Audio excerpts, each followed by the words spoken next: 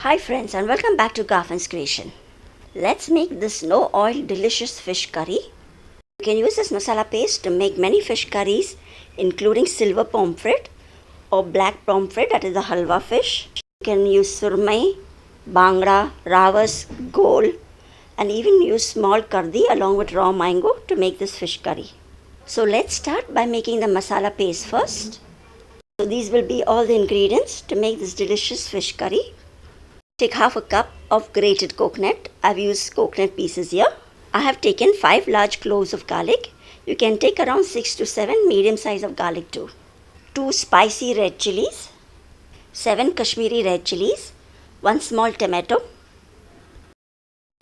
half a teaspoon of haldi powder, turmeric powder, half a teaspoon of jeera. I'll also be using half a teaspoon of atta. This will all be for grinding the masala. I'll also be adding 1 teaspoon of vinegar at the end and half a teaspoon of salt. And today for this fish curry, I'll be using 300 grams of wow fish. It is also called Vahi. This is the long yellowish grey fish. Using the same masala paste, you can use any fish that I have mentioned earlier too. So we'll begin by grinding the masala first. We'll add in the coconut pieces. You can also use grated coconut here. And I will just break off the chilies into smaller pieces so that's easy to grind. Then next we'll be adding the garlic. These are larger ones. You can use 6 to 7 smaller ones too. I have taken whole wheat atta. This will make the gravy nice and thick. Add the jeera and the haldi powder as well. Now I'll just chop the tomato into smaller pieces. This tomato into the masala is going to give a nice flavor and little tanginess too. I'll be adding water gradually and grinding this into a fine paste. So I'll just grind this and get it back. So the masala paste for the fish curry is ready. You get a nice lovely orange color from the Kashmiri Red Chillies.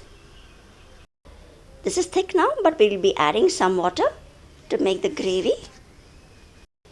So now I'll just heat a pan and we'll empty the content of the masala into the pan. I'll be rinsing the mixie jar with half a cup of water and adding that too into the masala paste.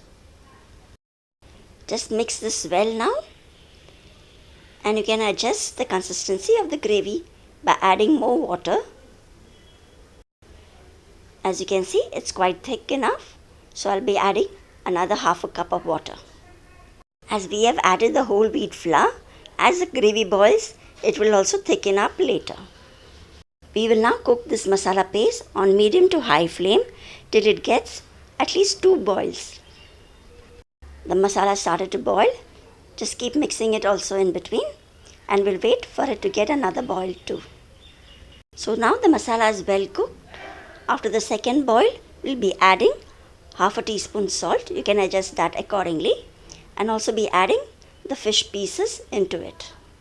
You can also add the fish roe, that is the fish eggs that come along with this fish, into the gravy at the later stage too. Just mix the gravy gently now and we will let this cook for 5 minutes.